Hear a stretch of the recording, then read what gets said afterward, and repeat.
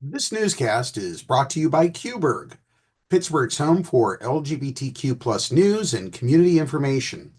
To learn more about Qberg, check out their website at Qberg, that's QBURGH.com.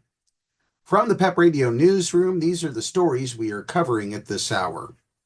7 families with transgender or non-binary children filed a lawsuit Tuesday over President Donald Trump's executive orders to narrowly define the sexes and halt federal support for gender-affirming health care for transgender people under age 19. PFLAG, a national group for family of LGBTQ plus people, and GLMA, a doctors organization, are also plaintiffs in the court challenge in a Baltimore federal court. It comes 1 week after Trump signed an order calling for the federal government to stop funding the medical care through federal government-run health insurance programs, including Medicaid and TRICARE. Kristen Chapman, the mother of one of the plaintiffs in the case, said her family moved to Richmond, Virginia from Tennessee in 2023 because of a ban on gender-affirming care in their home state.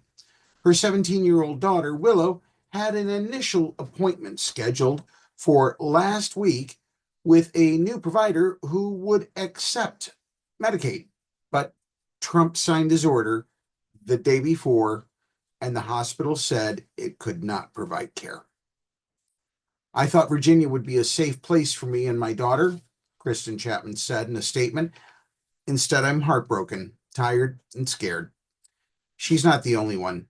Brian Bond, the CEO of PFLAG, said on a conference call with reporters, "We are receiving a drumbeat of calls from parents whose kids' care is being canceled."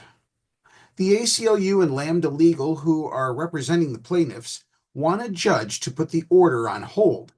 In a court filing Tuesday, they said Trump's executive orders are unlawful and unconstitutional because they seek to withhold federal funds previously authorized by Congress and because they violate anti-discrimination laws. The challenge also says that the order infringes on the rights of parents.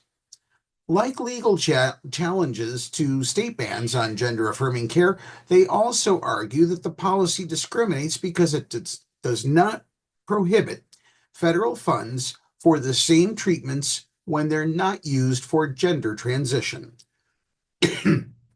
In other news, with increasing attacks on LGBTQ plus rights over the past few years, it is no surprise that LGBTQ plus adults are struggling with their mental health. A new study from the Human Rights Campaign Foundation details how these struggles can adversely affect state economies and serves to remind lawmakers that when LGBTQ plus people suffer, the country follows.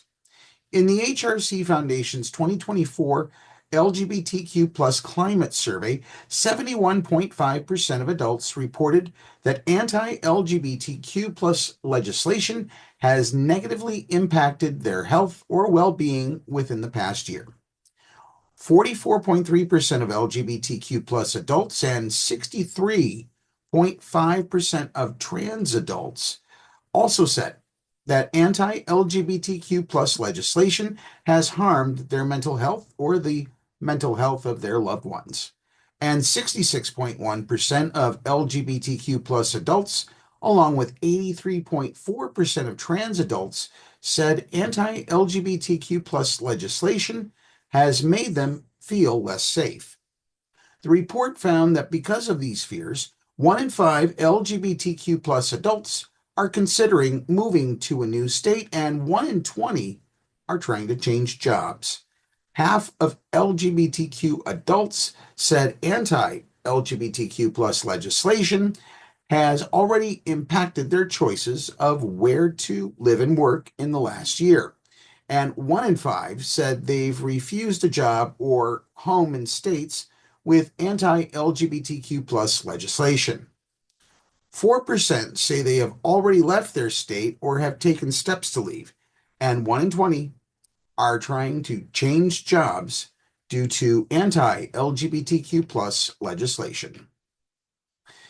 Be sure to download the Live 365 app to be able to take Pep Radio with you wherever you go.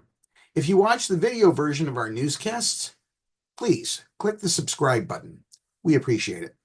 That's the news at this hour.